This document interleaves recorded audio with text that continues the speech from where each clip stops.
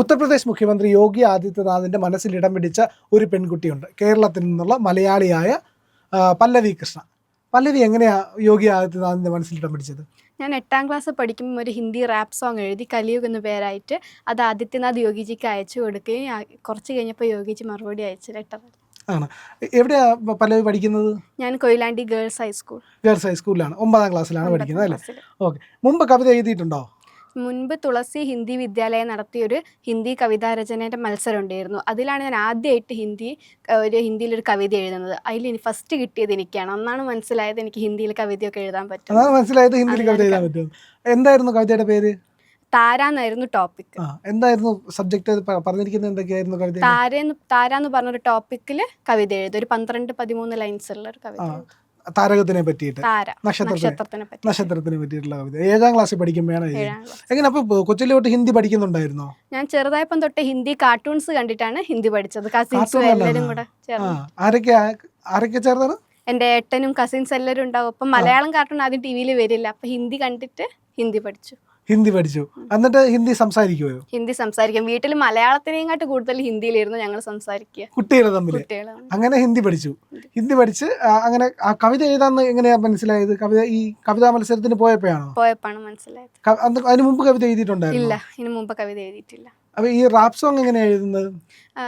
കുറേ റേപ്പും അമ്മ കുട്ടീനെ കൊല്ലുന്നു, കുട്ടി അമ്മേനെ കൊല്ലുന്നു, അങ്ങനെ കുറേ കേസുകളൊക്കെ വന്നപ്പം എൻ്റെ മനസ്സിൽ തോന്നിയ കുറച്ച് ലൈൻസാണ് അത് എഴുതി വെച്ച്. കലിയുഗത്തിനെ പറ്റിയിട്ട് എന്തൊക്കെയായിരുന്നു അതിനകത്ത് വരുന്ന കാര്യങ്ങൾ? എന്തൊക്കെയാ? ഞാൻ കേട്ടു എങ്കിലും ഞാൻ ചോദിക്കുകയാണ്, എന്തൊക്കെയാണ് റാപ്പിനകത്ത് പറയുന്നത്? ഇങ്ങനെ റേപ്പ് നടക്കുന്നതൊക്കെ ആയിട്ട് ഞാൻ കുറച്ച് ലൈൻസ് പറഞ്ഞു തരാം. ജബ്സെ കൃഷ്ണ ക മൃത്യു ഹുവ തബ്സെ കലിയുഗ് ശുरू हुआ क्रोध मोह का आरंभ है ये प्रेम दया को भूल गया मनुष्य मूल्य नर भूल गया और नारी का हक छीन लिया बाई बाई को मार दिया पिता ने बेटी का लाज लिया तूने हर जीवी को मार दिया अब सर्वनाश की ओर बढ़ा बेटी देविया मानने वाला पुण्य देश न और रहा खुद के घर में रहने को भी बेटी अब तो डरती है मदद में गोविंद को पुचकार के आज भी पांचालिया रोती है. മനോഹരമായിട്ടുള്ള കവിതയാണല്ലോ. അതായത് കലിയുഗത്തിന്റെ പ്രശ്നങ്ങളാണല്ലേ പറഞ്ഞിരിക്കുന്നത്. കലിയുഗത്തിൽ എന്തെല്ലാം മനുഷ്യൻ അനുഭവിക്കുന്നു. ഈ പറയുന്ന പെങ്ങളെ മനസ്സിലാകുന്നില്ല, മകളെ മനസ്സിലാകുന്നില്ല, കുഞ്ഞിനെ ദേവിയായിട്ട് കാണേണ്ട കാലത്ത്. ആദ്യമൊക്കെ ഭാരതത്തിൽ പെൺകുട്ടികൾ എന്ന് പറഞ്ഞ ദുർഗാമാതേന്റെ തുല്യമായിരുന്നു. ഇപ്പൊ അതൊന്നും ഇല്ല. എല്ലാവരും സ്വന്തം മോളെ റേപ്പ് ചെയ്യുന്നുണ്ട്, അനിയത്തിനെ റേപ്പ് ചെയ്യുന്നുണ്ട്, അമ്മേനെ കയറി റേപ്പ് ചെയ്യുന്നുണ്ട്. അങ്ങനെ ഇപ്പം ഈ മൂല്യങ്ങളെല്ലാം ഇങ്ങനെ നശിച്ചു, മനുഷ്യ മൂല്യങ്ങളൊക്കെ എല്ലാവരും മറന്ന് ഇപ്പൊ മനുഷ്യന്മാരടക്കം മൃഗങ്ങൾ തുല്യമായിട്ടാണ് ആൾക്കാർ ട്രീറ്റ് ചെയ്യുന്നത്. അതെ. അതായത് ഭഗവാനെ പറ്റിയിട്ടും അതിനകത്ത് പറയുന്നുണ്ടല്ലേ കവിതയ്ക്കകത്ത്? കൃഷ്ണൻ മരിച്ച അന്ന് തൊട്ട് കലിയുഗം തുടങ്ങി, ഈ അധർമ്മങ്ങളൊക്കെ തുടങ്ങി. അതെ, ഭഗവാൻ ഇല്ലാതായപ്പോഴാണല്ലോ, ഭഗവാന്റെ അവതാരം മറഞ്ഞപ്പോഴാണല്ലോ ഇതെല്ലാം സംഭവിച്ചത്. എങ്ങനെയാ പുരാണം വായിച്ചിട്ടുണ്ടോ? പുരാണമൊക്കെ കുറെ കഥകളൊക്കെ അമ്മയൊക്കെ പറഞ്ഞു തരും. പിന്നെ ഫോണിലൂടെയൊക്കെ കണ്ടിട്ട് കുറെ പുരാണങ്ങളൊക്കെ അറിയാം. അത് നരസിംഹദേവനെ പറ്റിയിട്ടൊക്കെ അതിനകത്ത് പറയുന്നുണ്ടല്ലേ, നരസിംഹദേവൻ അവതാരം എടുത്തതുമൊക്കെ.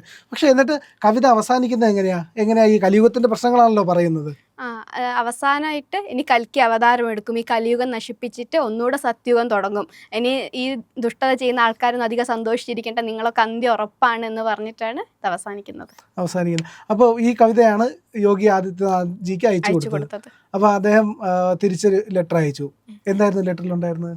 ലെറ്ററിൽ ഈ കേരളത്തിൽ നിന്നുള്ളൊരു പെൺകുട്ടിക്ക് ഹിന്ദി ഇത്ര നന്നായിട്ട് അറിയാം എന്നത് മോദിജിയുടെ ഒരു ഏക് ഭാരത് ശ്രേഷ്ഠ ഭാരത് എന്ന മിഷന്റെ നല്ലൊരു ഉത്തമ ഉദാഹരണമാണ് ഇത്. നിങ്ങൾക്ക് കൺഗ്രാറ്റ്സ് എന്നൊക്കെ പറഞ്ഞിട്ട് ഉത്തർപ്രദേശിലേക്ക് ക്ഷണിച്ചിട്ടുണ്ട്. ലഖ്നൌവിലേക്ക് വരണം. ലഖ്നൌവിന് അടുത്താണ് ശ്രീരാമന്റെ ജന്മഭൂമി, മഹാപവിത്രമായ ക്ഷേത്രമാണ് അവിടെ ഉള്ളത് എന്നൊക്കെ കത്തിനകത്ത് പറഞ്ഞിട്ടുണ്ട്. അപ്പോൾ ഉത്തർപ്രദേശിൽ പോകണമെന്നുണ്ട്. അപ്പോൾ യോഗിജിയെ പോയി കാണണം. അപ്പോൾ യോഗിജിയെ കാണുമ്പോൾ എൻ്റെ ഒരു ഇതും കൂടെ ഒരു സലാം നമസ്തയും കൂടെ പറയണം. അപ്പോൾ എങ്ങനെയാണ് എങ്കിലും ഈ കവിതകൾ ഇനിയും എഴുതണമെന്ന് താല്പര്യമുണ്ട്. എനിക്ക് കേരളത്തിനെയും ഭാരതത്തിനെയും പറ്റിയിട്ട് എഴുതണം എന്നാണ് എനിക്ക് ആഗ്രഹം. എന്തൊക്കെയാ മനസ്സിലുള്ള കവിതകൾ? വേറെ കവിതകൾ എഴുതിയിട്ടുണ്ടോ? വേറെ കവിതകൾ എഴുതിയിട്ടില്ല. ആ താര എന്ന് പറയുന്ന ഒരു കവിതയാണ് എഴുതിയത്. അതിന്റെ വരികൾ ചൊല്ലാമോ? ओ चमचम चमचम तारे चमके देखकर मेरा मन भी चमके बादलों के ऊपर बैठकर तारों से है मिलने जाना जब आते हैं ये काले बादल छिप जाते ये प्यारे तारे रात के अंधकार को चंदा और तारा मिलकर उजियाले से सजाते हैं चमचम चमचम तारे चमके चमके रहते तारे सितारे. ആ ഗംഭീരമായിട്ടുണ്ടല്ലോ. ശരിക്കും ഒരു ഹിന്ദി നാട്ടിൽ ജനിച്ചു വളർന്ന ആളിനെ പോലെയാണ് മോളുടെ കവിതയൊക്കെ കേൾക്കുമ്പോൾ അങ്ങനെ ഒരാളെ എഴുതിയതുപോലെയാണ് തോന്നുന്നത്. സ്കൂളിലൊക്കെ ഇപ്പം എന്താ പറയുന്നത്? സ്കൂളിലൊക്കെ എനിക്കൊരു ഇരട്ടപ്പേരുണ്ട്, ബംഗാളി. ബംഗാളി അതാണ്. എന്നിട്ട് ഈ യോഗിജിയുടെ കത്ത് വന്നപ്പോൾ എന്താ പറഞ്ഞ, സ്കൂളിൽ എന്ത് പറഞ്ഞു? ഞാൻ ആദ്യം ആരും അറിയിച്ചിട്ടില്ല, അങ്ങനെ സീക്രട്ട് ആക്കി വെക്കാൻ ആകെ ഞാനും എൻ്റെ ഫാമിലിയും മാത്രം അറിയിച്ചിട്ട്. പിന്നെ ഞാൻ എൻ്റെ ക്ലാസ് ടീച്ചറിനോടൊന്ന്, എൻ്റെ ഹിന്ദീൻ്റെ ക്ലാസ് ടീച്ചറിനോടൊന്ന് പറഞ്ഞു. അപ്പോൾ സാറിനൊന്ന് കാണണം എന്ന് പറഞ്ഞിട്ട് സാറിനൊന്ന് അയച്ചു കൊടുത്തു. സാർ എല്ലാ ഗ്രൂപ്പിലേക്ക് ഇട്ടു. അങ്ങനെയാണ് ഈ കത്ത് ഫ്ലാഷ് ആയത്. അതുവരെ ആരും അറിയിക്കാണ്ട് വെക്കുക, ഈ കത്തിൻ്റെ പ്രൊമോഷൻ, പാട്ടിൻ്റെ പ്രൊമോഷനായിട്ട് ഈ കത്ത് ഉപയോഗിക്കേണ്ടെന്നൊക്കെ വിചാരിച്ചത്. പിന്നെ എല്ലാവരും അറിഞ്ഞ് ഫ്ലാഷായി. അപ്പോൾ ഈ കവിത, ഈ റാപ്പ് സോങ് എഴുതി തയ്യാറാക്കിയതിന് ശേഷം അത് പാടിയിരിക്കുന്ന ആരാ? മനോഹരമായിട്ട് പാടിയിട്ടുണ്ടല്ലോ. പഞ്ചാബിൽ നിന്നൊരു റാപ്പറാണ് പാടിയത്, അക്ഷയ് എന്ന് പേരായിട്ട്. അതൊരു കേരളത്തിലാരും പാടാൻ നോക്കിയിട്ട് നടന്നില്ല. കേരളത്തിൽ ആരും പാടാൻ നോക്കി, പ്രൊനൗൺസിയേഷൻ ഒന്നും ശരിയാകുന്നില്ല. കേരളത്തിൽ ആർക്കും ഹിന്ദിയിലൊന്നും മര്യാദക്ക് പാടാനാകുന്നില്ല. പ്രൊനൗൺസ് ആ സ്റ്റൈല് വരുന്നില്ല. ശരിയാണ്, മലയാളം പറയുന്ന പോലെയാണ് ഹിന്ദി പറയുന്നത്. അപ്പൊ ആ സ്റ്റൈല് പ്രൊനൗൺസിയേഷൻ ആ പാട്ടിന്റെ രസം പോകും. അപ്പോൾ ഇത് പഞ്ചാബിലെ റാപ്പ് സിംഗർ ആണ് പാടിയിരിക്കുന്നത്. ഇതിന്റെ ഞാൻ കണ്ടു, മനോഹരമായിട്ടുള്ള അതിൽ വീഡിയോ ഉണ്ട്. ആ വീഡിയോ ഒക്കെ ചെയ്തത് എറണാകുളത്ത് നിന്നുള്ള ഒരു എഡിറ്ററാണ്, ജോമോ എന്ന് പേരായിട്ട്. എങ്ങനെ AI വെച്ചിട്ട് എല്ലാം AI വെച്ചിട്ട് തന്നെയാണ് ചെയ്തിരിക്കുന്നത്. അപ്പോൾ അങ്ങനെ അത് എന്നിട്ട് അത് റിലീസ് ചെയ്തു. എന്നായിരുന്നു റിലീസ് ചെയ്തത്? 2 ആഴ്ചയോളായി. 2 ആഴ്ച ആവുള്ളൂ. അപ്പോൾ ഒരുപാട് അഭിപ്രായങ്ങളൊക്കെ കേട്ട് കാണുമല്ലോ. നന്നായിട്ടുണ്ട്. ഇതിപ്പോ കലിയുഗത്തിനെ പറ്റിയിട്ട് കറക്റ്റ് എല്ലാം, കലിയുഗത്തിൽ നടക്കുന്ന എല്ലാം ഉണ്ട്, നന്നായിട്ടുണ്ട്. അവസാനം കൽക്കി അവതാരം എടുക്കുന്നതിനെ പറ്റിയിട്ട് പറഞ്ഞാണ് കവിത അവസാനിക്കുന്നത്. മനോഹരമായ കവിതയാണ്, ഞാൻ കണ്ടതാണ്. നമ്മളുടെ ലിങ്കിൻ്റെ ഈ പറയുന്ന നമ്മുടെ വീഡിയോയുടെ അടിയിൽ ആദ്യം കമൻ്റായിട്ട് നമ്മൾ ആ ലിങ്ക് കൂടി ഒന്ന് കൊടുക്കുന്നുണ്ട്. നിങ്ങൾ ആ മനോഹരമായ റാപ്പ് സോങ് ഒന്ന് കേൾക്കണം. അതിഗംഭീരമായിട്ടുള്ള, വളരെ സുന്ദരമായിട്ടുള്ള, ഒരു 9ാം ക്ലാസ്സുകാരിയാണ് ഈ കവിത എഴുതിയിരിക്കുന്നത്. നമുക്ക് വിശ്വസിക്കാൻ കഴിയില്ല. ഞാൻ നോക്കിയപ്പോൾ വളരെ ഗൗരവമായിട്ടുള്ള, വളരെ ഗംഭീരമായ ആശയങ്ങൾ പറഞ്ഞിരിക്കുന്ന ഒരു കവിതയാണ്. അപ്പോൾ ഇത്രയേറെ ആശയങ്ങൾ മനസ്സിലുണ്ട്.